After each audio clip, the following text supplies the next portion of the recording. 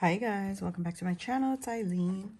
So today I just wanted to share, I finished making the box for Hilda for my Memdex card because it's so thick. Just putting it into a packaging, it's not going to be as secure. So I made this box. It's about oh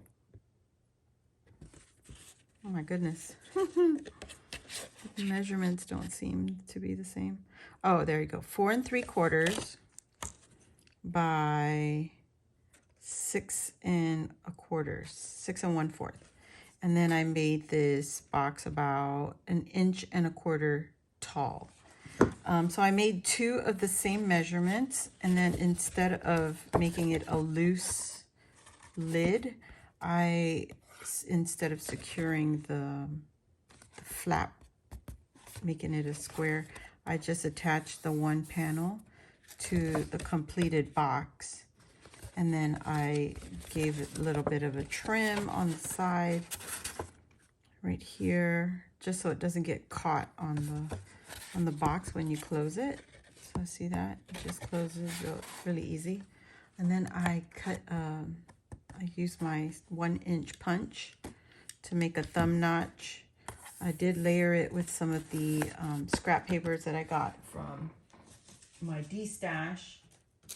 It's almost like I'm saying the same thing over and over, but I'm using the same paper collections that I received in my birthday mail from Eve, who bought a D-stash from Louisa.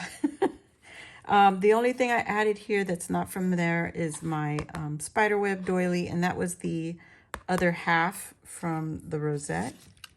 So I have that spiderweb doily in the background. You can see barely. I just added the other half on top of the box and used some of the ephemera pieces again. But the only thing that has dimension is the puffy eyeball stickers that I used in the previous projects. So I added 2 of them here and here. I used very thin craft foam underneath the Happy Halloween. And then I used my stash, my thickers. Let me share that one with you. These are really nice ones. This is from Hobby Lobby. It was $4.99 and I picked it up for 99 cents. And it's the black glitter. Wisecrack is what they call it. So that's the name of that thickers. So yeah, I put Hilda's name on there in the front, and I did some side detail. And here is the box for my Memdex card. So not a lot of wiggle room. I measured it so that it would be a little more tight, secure, and hopefully this will help it get there safely. So this will go alongside this little coffin right here, and I will mail this out to Hilda. Look at that, almost the perfect size there. So yeah, finally I am done with this one, this little challenge. I'll probably use some of the Dollar Tree mesh again to tie them all together and put it into a nice secure box with a card. And now I am finished with Hilda's swap. I mean challenge, not a swap.